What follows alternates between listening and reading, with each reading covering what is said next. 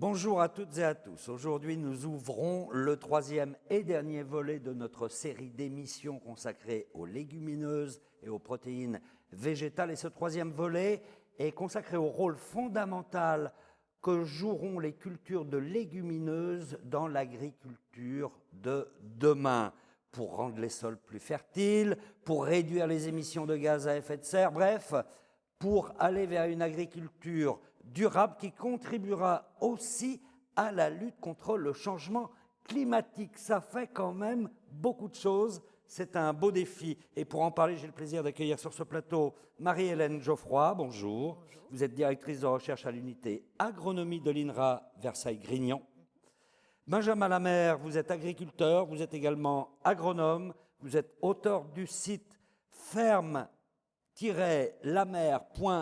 Je veux vraiment le signaler parce que c'est un site où vous présentez votre vision d'une agriculture moderne et c'est un site que je recommande vraiment à tous. Voilà, et puis Arnaud Gauffier, bonjour, vous êtes responsable du programme Agriculture et Alimentation à WWF France. Mais tout de suite, pour se mettre en bouche, je vous propose de vous emmener chez Michel Vaudour. Il est agriculteur en Indre-et-Loire et vous allez voir, c'est un sujet, si j'ose dire, qui envoie du poids.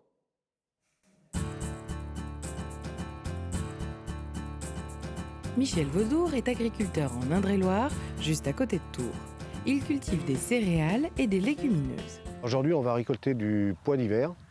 C'est une culture qu'on associe un petit peu dans notre rotation. Ce que l'on appelle une rotation, c'est une succession de cultures. Dans la région, c'est plutôt colza, blé, orge, et pour étaler un peu cette rotation, on peut introduire du pois, d'hiver ou de printemps, comme le fait Michel Vaudour. Oui, ça fait une vingtaine d'années que je fais du pois, plus particulièrement du pois de printemps et depuis quelques années du pois d'hiver avec les nouvelles variétés. Voilà. Les nouvelles variétés de pois d'hiver résistent mieux au gel et ne se plaquent pas au sol, ce qui les rend plus faciles à récolter. Enfin, sauf cette année car il a tellement plu que les pois se sont couchés sous la masse d'eau. En introduisant du pois, on va plus loin dans la rotation et la succession des cultures, on va sur 4 ans. Cette succession de plantes différentes qui n'ont pas les mêmes périodes de croissance et de semis permet de limiter la progression des mauvaises herbes, adventices dans le jargon, et des maladies. Et comme le pois d'hiver fleurit plus tôt que le pois de printemps, la gousse a plus de temps pour se former et généralement le rendement est meilleur. C'est surtout l'étalement aussi du travail, c'est-à-dire que la récolte est plus précoce qu'une récolte traditionnelle, les semis sont plus tardifs, donc ça permet d'étaler le travail toute l'année. En ayant une récolte précoce, on peut enchaîner sur une autre culture. Cette année, ce sera du sarrasin. Le pois permet à la fois de faire une autre culture et cette culture de sarrasin peut se récolter. Et ce sarrasin va donc, c'est ce qu'on appelle le blé noir, enfin peut aller pour fabriquer des galettes de sarrasin en Bretagne par exemple. Des galettes. En plus de couvrir le sol, le sarrasin régale aussi les abeilles, puisqu'il fleurit durant l'été, période où les butineuses n'ont pas grand-chose à se mettre sous la dent. Et d'ailleurs, cette deuxième culture, on peut la faire sans avoir à travailler le sol, puisqu'on peut semer directement derrière un pois. Ça limite l'érosion et favorise le stockage de carbone dans le sol. La culture elle-même, elle ne dégage pas plus de marge qu'une culture traditionnelle. L'atout, c'est qu'elle permet à la fois de nettoyer un peu les sols, elle permet aussi de stocker de l'azote, parce que le pois absorbe l'azote de l'air, les stocke dans des nodosités, et cet azote va être libéré pour la culture suivante. Et donc on met moins d'azote dans les sols derrière une culture de pois d'hiver ou de printemps d'ailleurs. Et sans perdre en rendement, même en gagnant en rendement. Reprenons. Depuis qu'il plante des pois, Michel Vaudour fait moins de travail du sol, utilise moins d'engrais, moins de produits phytosanitaires. C'est pas mal comme bilan. Alors le pois, aujourd'hui, on essaie de développer un peu ces cultures parce qu'il y en a besoin à la fois pour l'alimentation animale, pour notamment avoir de la protéine française et non importée, puis aussi pour l'alimentation humaine, puisque les pois, quand ils sont bien jaunes, ils peuvent être commercialisés pour l'alimentation humaine dans des fabrications de plats alimentaires. Et ça, c'est un argument de poids. Un petit jeu de mots qu'on ne pouvait pas éviter. Évidemment. Benjamin Lamère, dans votre ferme, vous cultivez du blé, du maïs et également une légumineuse, le soja. Tout à fait. C'est bien ça. Est-ce que vous en tirez les mêmes avantages, les mêmes bénéfices qu'on voit dans le reportage avec Michel Vaudour? On peut faire un copier-coller sur ma ferme. copier-coller? Un copier-coller, oui, il n'y a pas de souci. Avec le soja, ça marche pareil? Ça marche pareil. C'est une caractéristique botanique en fait de la plante. C'est la légumineuse, cette plante qui est capable de fixer l'azote. Elle a aussi des très bonnes racines qui descendent très bien dans le sol. Donc elles font quelque part le travail du sol que ferait une charrue. Donc on évite de passer la charrue après un soja. Moi, en tout cas, je ne fais jamais. Je laisse faire les vers de terre. Il y a plein de racines qui restent au fond de la terre, qui vont nourrir les vers de terre, qui vont me travailler à aérer le sol eux-mêmes. Et en plus, ça va me donner plein d'azote pour la culture d'après, parce que ces plantes ont cette capacité-là de fixer l'azote de l'air naturellement. Voilà, et donc elles travaillent pour nous. Elles travaillent pour vous. On fait des économies d'engrais, on fait des économies de travail du sol. C'est fabuleux comme plante. Ça fait tout seul. Mais pourquoi vous avez choisi le soja et pas le pois? Parce que en fait, c'est entasser un tas de pois au fond de ma ferme, ça ne m'intéressait pas forcément si je ne pouvais pas le vendre.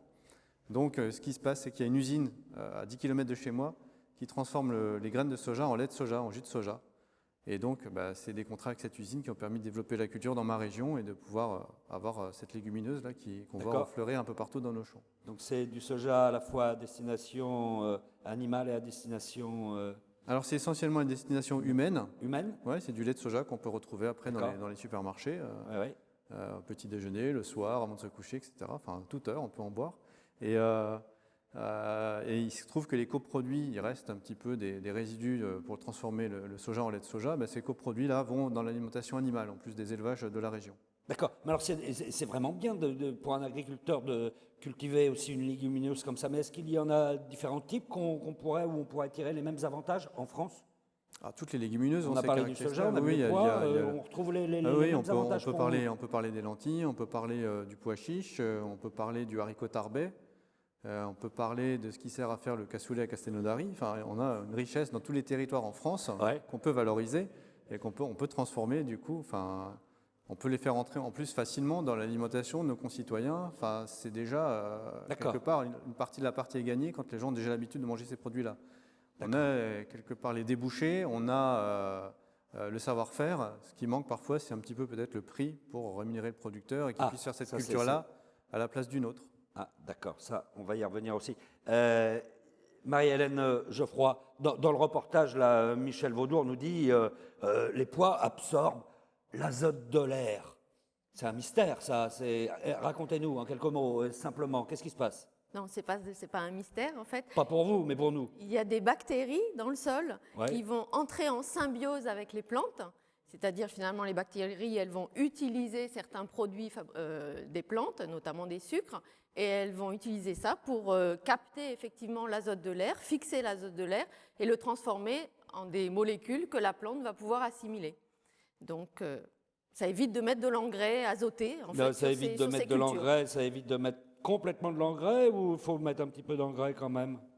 Alors, des engrais azotés, on n'en met azotés. pas. Ça, on n'en met pas du tout. Vous n'en mettez pas du tout? Aucun, non. Sur un soja, jamais. Et même, je peux réduire après, quand je mets un blé après mon soja, je peux réduire la dose d'engrais azoté que je mets sur mon blé derrière. D'accord. Alors, en plus, certaines espèces de légumineuses sont capables de libérer le phosphore, on dit, c'est ça, dans le sol. Donc, ça joue également un rôle important. Oui, là, il y a une interaction en fait entre ce qui se passe au niveau de l'azote et ce qui se passe au niveau du phosphore. Donc effectivement, les légumineuses sont des plantes importantes en fait par rapport à la nutrition phosphatée des sols. D'accord. Tout ça, on pourrait considérer quasiment qu'on n'utilise pas d'engrais azotés? Non, allez-y. Dites-moi. Non, sur les engrais azotés, effectivement, on peut s'en passer. Totalement s'en passer sur les légumineuses et réduire sur les légumineuses. Il ne faut pas en mettre. Voilà. C'est parce que si on en met, ce qui se passe en fait, c'est qu'il y a une symbiose qui se fait. Donc la plante donne un peu de sève à la bactérie et la bactérie en échange fixe l'azote de l'air. Mais si on donne de l'azote minéral à la plante, elle va l'absorber sans avoir à donner la sève à la bactérie.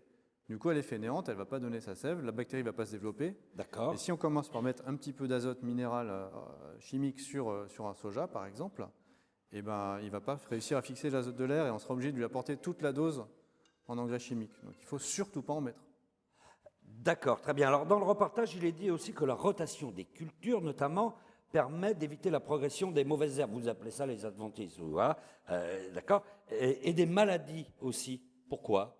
En fait, toutes les plantes ne sont pas sensibles aux mêmes maladies. Donc si dans une rotation de culture, donc les plantes qui se succèdent année après année dans une même parcelle, si on remet toujours les mêmes plantes, finalement, elles vont être beaucoup plus attaquées par les mêmes maladies qui vont proliférer d'année en année. Si au contraire, on change de plante d'une année à l'autre, en fait, ça va permettre de couper le cycle des maladies et donc les plantes vont être beaucoup moins attaquées par les maladies. Vous aussi, ça, sur vos cultures, vous le voyez? Pareil, ouais, tout à fait. Ça fonctionne pareil? Mais oui, c'est des règles agronomiques générales qu'on retrouve partout, quel que soit sous tous les climats, sous tous les horizons. D'accord. Alors si on soulève un dernier point qui était dit aussi dans le reportage, c'est que les légumineuses contribuent également à l'augmentation de la matière organique. Oui. Oui, pas convaincu. Disons qu'elles favorisent l'activité biologique des sols. Par contre, en termes de quantité de matière organique, je serais moins catégorique que ça. D'accord, l'activité biologique, c'est-à-dire les bactéries, les champignons. Voilà, tous les micro-organismes qui se trouvent dans le sol mais et qui vont favoriser la vie du sol. La fertilité du sol, voilà. Ça favorise quand même. Oui, oui. Vous le sentez? C'est une question d'équilibre. Cette vie biologique, cette vie des sols, ça va permettre d'attaquer la matière organique du sol et de la transformer en élément nutritif pour la plante. Mais si on ne réapprovisionne pas régulièrement, on va perdre le stock de matière organique à la fin. Donc c'est pour ça que la rotation est intéressante aussi. Les légumineuses activent la vie du sol, mais il faut apporter d'autres plantes après, des pailles, des céréales à paille, etc., ou du maïs, qui va enrichir le sol en matière organique et ça va rentrer dans un cycle ensuite. D'accord. Donc si on se résume, pas d'engrais azotés ou quasiment pas, et puis pas de pesticides, moins de pesticides? Un peu moins, oui. En tout cas, on a surtout recours à des désherbants. Un ou deux désherbants sur le soja. Et ensuite, comme c'est une plante qui a été domestiquée en Asie, majoritairement cultivée en Amérique du Sud, et qui est un peu nouvelle chez nous, c'est une plante qui n'a pas beaucoup de prédateurs ou de ravageurs. Donc, elle est très peu sensible aussi bien aux maladies qu'aux insectes, contrairement à des blés, par exemple, où là, on a beaucoup plus de pression avec des maladies. D'accord. On dresse un beau tableau là, des cultures de légumineuses. Arnaud Gauffier, qu'est-ce que vous en pensez, vous? Quel est le point de vue de votre ONG? C'est certain que, vu sous cet angle-là, les légumineuses, ce sont des plantes assez magiques. Quand on les introduit dans des rotations en France, notamment dans l'agriculture européenne, où on a des rotations qui ont été très simplifiées ces dernières années, où on l'a dit auparavant, on a favorisé les cultures de céréales via les politiques agricoles. Réintroduire des légumineuses, c'est du bon sens agronomique, je dirais, du bon sens de base, et c'est totalement indispensable. Mais moins d'engrais chimiques, ça signifie aussi moins d'émissions de gaz à effet de serre? Expliquez-nous. Effectivement, parce que la fabrication des engrais azotés, des engrais chimiques, émet beaucoup de gaz à effet de serre, notamment du protoxyde d'azote, qui est un gaz qui a 300 fois le pouvoir réchauffant du CO2. Le N2O. Voilà, le fameux protoxyde N2O. d'azote, qui est extrêmement puissant comme gaz à effet de serre. Oui, tout à fait. Et avec les cultures de légumineuses, ça limite ces émissions? Étant donné qu'on n'épand pas, qu'on n'utilise pas d'engrais azotés, d'engrais chimiques sur ces cultures, oui, on limite ces émissions, à la fois à la fabrication de l'engrais et à l'épandage. D'accord, alors avec les cultures de légumineuses, les agriculteurs devraient être ravis aujourd'hui de se relancer dans cette culture qui a été un petit peu oubliée finalement. Comment ça se passe du côté des agriculteurs? Ils se développent, ils vont vers... Les surfaces en légumineuses se développent assez fortement. Si on prend l'exemple du soja, depuis 2 ans, on a doublé les surfaces en France. Qu'est-ce qui a fait ça? Qu'est-ce qui les a encouragés? Alors, il y a une modification un petit peu de la politique de Bruxelles, la politique agricole commune. Il y a aussi une volonté, notamment au niveau français, de dire on va arrêter d'importer des sojas qui viennent de l'étranger pour faire du soja plutôt en France. Et notamment pour tous les débouchés, que ce soit en alimentation animale ou en alimentation humaine, qui ont besoin de soja qui sont non OGM. La majorité de la production du soja au niveau mondial est OGM. Oui. Il y en a très peu au niveau mondial qui est non OGM, et en particulier en France, on est non OGM en soja. D'accord. Donc, plutôt que d'importer du soja non OGM d'ailleurs, autant produire sur place du soja non OGM français et le valoriser en France dans des filières bien identifiées, tracées, courtes, qui parlent directement au consommateur, enfin, du producteur jusqu'au consommateur final. D'accord. Est-ce qu'il y a des contraintes malgré tout, cette culture ? Il y a des contraintes, oui, c'est très encadré. Il y a des démarches de qualité qui sont en train de se mettre en place pour accompagner tout ce développement de filière. Mais le prix devrait être aussi en fonction de ces revenus, contraintes. Le prix du soja payé à la tonne devrait être revalorisé en fait en fonction des contraintes pour amener ce soja de qualité tracé pour lequel il y a une assurance vraiment pour les gens qui vont le transformer ou le consommer. Quelque part, ça a un coût, cette assurance-là, et c'est un juste équilibre à trouver entre les coûts de production de l'usine et la rémunération du producteur. Mais cette filière va se mettre en place, je suis sûr qu'on va aboutir, et on va pouvoir encore, l'ambition c'est de développer encore, de doubler les surfaces qu'on a à l'heure actuelle. Donc ça veut dire quadrupler depuis ce qu'on a connu en 2014. Arriver à 250 000 hectares en soja, c'est l'enjeu et l'objectif qu'on va atteindre, je pense. Mais malgré tout, vous voulez dire que c'est moins rentable, ça apporte moins de revenus à un agriculteur de faire de la légumineuse aujourd'hui en France que de faire des céréales ? Ça dépend des années. Donc c'est une question production, à prévoir en fonction des années. Oui, voilà. C'est un pari un petit peu sur l'avenir aussi. C'est une gestion en bon père de famille aussi, où on répartit ses risques en disant toutes les cultures ne se valent pas tous les ans. Enfin, il y en a qui sont meilleures que d'autres, ça dépend. Donc on diversifie aussi un petit peu de ce côté-là pour essayer de trouver une pérennité de nos entreprises, nos exploitations. Ouais. D'accord, et vous faites des recherches justement pour rendre ces cultures plus performantes. Oui, et puis je peux ajouter quelque chose par rapport à ça, c'est que l'intérêt économique, en fait, on le retrouve aussi sur la culture suivante. C'est-à-dire si on compare par exemple sur le poids, une marge de poids, une marge économique de poids par rapport à une marge économique de blé, elle est souvent inférieure chez le pois, mais par contre, un blé qui va être cultivé derrière un pois va avoir une marge supérieure à un blé cultivé derrière un pois. Donc l'intérêt économique, on le retrouve sur plusieurs années. Mais ça, finalement, ce n'est pas facilement palpable. D'accord. Alors, on vient de voir l'intérêt de la culture des légumineuses chez nous, mais les légumineuses offrent aussi beaucoup d'atouts pour les agriculteurs des pays où les terres sont assez arides. Et je vous propose tout de suite d'écouter Teotardo Cales de la FAO. Il va nous dire ce qu'il en pense. De nombreuses espèces de légumineuses se sont adaptées à des zones où la pluviométrie est très basse et erratique, entre 3 et 400 mm par an. Et ce, soit parce qu'elles ont des racines profondes et peuvent aller chercher de l'eau en profondeur sans faire concurrence à d'autres plantes, ce qui veut dire que l'on peut les planter en compagnie d'autres cultures, soit parce qu'elles n'ont tout simplement besoin que très peu d'eau. Et ces espèces ont aussi cette habilité à libérer le phosphore et à fixer l'azote. Ce qui veut dire que dans ces sols pauvres, ces végétaux ajoutent en fertilité. Dans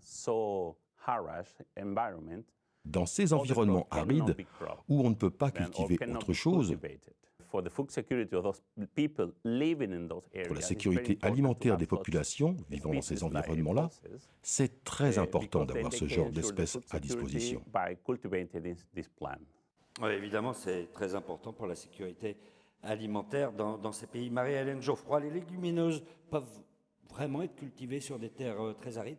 Ah oui, en fait, ça dépend des espèces. Il y a beaucoup d'espèces. Et voilà, on a une très très grande diversité d'espèces de légumineuses.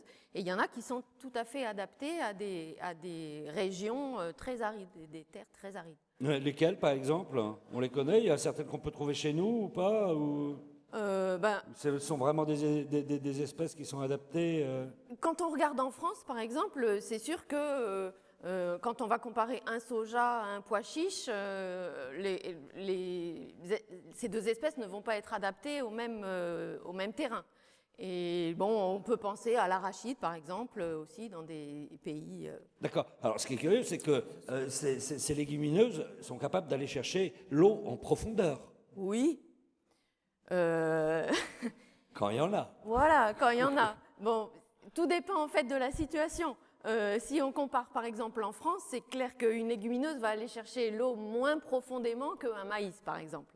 Mais dans d'autres situations, elles vont pouvoir aller chercher l'eau effectivement dans le sol. Arnaud Gauffier, ça c'est donc forcément quelque chose qu'il faut encourager dans le développement de l'agriculture des pays en voie de développement. Effectivement, surtout ce qu'on a vu dans le reportage, des cultures associées, donc associées une céréale avec une légumineuse, où on aura des co-bénéfices sur à même le champ et ensuite une double récolte pour l'agriculteur. Mais je dirais aussi qu'actuellement, on cultive beaucoup de légumineuses dans le monde. On en cultive assez peu en France, mais dans le monde, on en cultive énormément. On a un problème, c'est que cette culture aussi est assez mal répartie. Le soja, le Brésil, par exemple, l'Amérique du Sud, c'est couvert de soja. Il serait bien qu'on rapatrie une partie de cette culture en Europe pour pouvoir assurer une certaine autonomie de l'Europe en matière d'approvisionnement pour les productions animales et aussi pour avoir moins d'impact sur la déforestation et le changement d'affectation des terres en Amérique du Sud, par exemple. Donc il y a une question de répartition aussi. Il y a une mauvaise répartition. Oui, à l'échelle mondiale, il y a une mauvaise répartition. Est-ce qu'on observe, on a vu chez nous qu'il y avait pendant les dernières décennies une décroissance plutôt. En revanche, je pense qu'en Afrique, actuellement, il y a une croissance des cultures. En Afrique, il y a une croissance parce qu'il y a aussi une croissance, une expansion des surfaces cultivées au niveau de l'Afrique. Il y a aussi de nombreux projets de culture de soja qui sont actuellement en train d'être réfléchis, en train d'être en attente de financement aussi, mais cette fois à grande échelle, qui sont des projets industriels. Reste à savoir si ce sera vraiment des projets qui profiteront à l'Afrique et qui ne seront pas destinés à l'export. Il faut vraiment que ce soit des cultures qui bénéficient à l'Afrique. D'accord, mais ces légumineuses aussi sur ces terres arides, elles peuvent apporter plus de fertilité au sol? Oui, bien sûr. Donc c'est important. Voilà, le processus qu'on expliquait tout à l'heure de fixation d'azote, d'activation de la vie biologique du sol, c'est quelque chose qui est important dans ces situations-là. D'accord, vous travaillez aussi sur ces pays, vous, pour la recherche? Oui, il y a des organismes de recherche qui travaillent plus directement dans ces pays, comme le CIRAD. Voilà. D'accord. Vous avez travaillé en Afrique, vous avez travaillé au Mali, vous avez travaillé au Tchad. Exactement. D'accord. Vous avez pu observer? Et il y a une légumineuse dont on n'a pas parlé qui s'appelle Acacia albida. C'est un arbre en fait. C'est un arbre qui a beaucoup d'intérêt pour les agriculteurs et les éleveurs africains parce qu'il va puiser très profondément. C'est un arbre avec ses racines très loin de l'eau dans le sol, va faire du feuillage, un feuillage assez foisonnant. Et ce feuillage va tomber ensuite, va servir de fourrage pour les animaux. Et ensuite, on peut récupérer les déjections de ces animaux pour se servir d'engrais sur les champs qu'il y a autour. Donc cet acacia-là, on ne sait pas que c'est forcément une légumineuse, comme cet arbre-là, fixe l'azote de l'air et du coup apporte beaucoup de fertilité dans les champs africains. D'accord. L'intérêt des légumineuses, en fait, il y a une grande diversité génétique. Ça signifie qu'il y a beaucoup de recherches à faire pour pouvoir les adapter aussi. Est-ce que ça signifie aussi qu'on pourrait adapter des légumineuses pour les éventuels changements climatiques qui vont se présenter? Oui, je pense que c'est quelque chose d'important parce que, par exemple, en France, les légumineuses qu'on a, elles sont quand même assez sensibles à la sécheresse, au changement climatique, aux températures fortes aussi. Et c'est important, en fait, d'améliorer les variétés pour essayer de réduire cette sensibilité, en fait, aux facteurs climatiques de ce type-là. Et il y a des travaux de recherche actuellement très importants sur ce domaine-là. On arrive à limiter le stress thermique de ces plantes? Oui, effectivement, il y a beaucoup de travaux de recherche qui sont menés dans ce sens. Il y a aussi des travaux de recherche qui sont menés dans l'autre sens, c'est-à-dire à adapter des variétés, des légumineuses comme le soja, à des climats plus froids. Par exemple, essayer de faire remonter la limite de culture de soja vers la Normandie, la Picardie, voire il y a même des essais aux Pays-Bas actuellement de culture de soja. Avec des rendements qui pour le moment ne sont pas satisfaisants, mais il y a des travaux dans ce sens. D'accord. Alors on sait que 2016, c'est l'année internationale des légumineuses, mais on a l'impression qu'on redécouvre ça d'un seul coup. Pourquoi? Chez les agriculteurs, ça avait disparu? C'est un peu comme les légumes oubliés, les lentilles, etc. On vient de le voir là, en plus, appuyé sur des arguments scientifiques, j'espère, fondés, incontournables. Non, mais c'est vrai que ça présente quand même beaucoup d'intérêt dans tous les pays pour la sécurité alimentaire, et on a l'impression un petit peu de le redécouvrir comme par magie. Disons que c'est depuis la révolution agricole du Moyen-Âge qu'on a introduit les légumineuses dans les rotations en agriculture dans l'Europe occidentale. Donc, ça fait longtemps qu'il y a ce savoir-faire, cette connaissance agronomique de l'intérêt de ces plantes. Le problème est plus économique ce sont les céréales avant tout qui génèrent une rentabilité. Les légumineuses apportent quelque chose aux céréales dans la rotation, enfin, tout un tas d'intérêts agronomiques, mais économiquement, c'est parfois un peu juste. Ce qui fait qu'on a un peu du mal. Donc ça va dépendre aussi un peu des modifications des régimes alimentaires des gens. Si vous mangez plus de falafel, on fera plus de pois chiches et de fèves. D'accord. Et donc, il y aura plus de légumineuses. Donc il faut travailler à tous les niveaux et essayer de mieux les faire connaître chez les consommateurs et puis chez les producteurs aussi peut-être. Est-ce que les agriculteurs sont bien informés sur les avantages de la culture des légumineuses? Ça, ils connaissent, ils connaissent. Bien évidemment tous les intérêts de ces cultures-là, mais après, c'est vraiment un choix de gestion. Il y a des choix politiques derrière qui peuvent expliquer en fait la prééminence des cultures de céréales au détriment des cultures de légumineuses. Il y a des choix de politique agricole, de grandes orientations, qui ont fait qu'il est beaucoup plus rentable de cultiver des céréales que des légumineuses. Donc il s'agit aussi de jouer sur les politiques publiques, en particulier la PAC et certains grands accords aussi qui sont en négociation. C'est ce qui se passe actuellement. C'est ce qui se passe actuellement. On a vu un infléchissement de la politique agricole commune lors de la dernière réforme vers une meilleure valorisation des légumineuses, notamment en France. Mais il y a encore beaucoup de chemin à faire. Et il faut aussi manger plus de protéines végétales, effectivement. Ça permettra d'encourager et de mieux valoriser ce Ça, c'est pour les consommateurs. Il faut manger plus de protéines végétales. Et moins manger de viande, parce qu'il ne s'agit pas de tout augmenter. Évidemment. Ça, on en a parlé dans une autre émission. Du moins, il faut rééquilibrer. On est bien d'accord là-dessus? Très bien. Eh bien, merci beaucoup d'avoir apporté toutes ces graines de connaissances. Et puis, écoutez, ça, c'était le dernier volet. Si vous voulez revoir notre série d'émissions, c'est sur Campagne TV. C'est aussi sur le site de l'espritsorcier.org. Et sur le site de l'espritsorcier.org, vous avez un dossier complet sur les protéines végétales et sur les légumineuses. Merci à vous de nous avoir suivis et à très bientôt.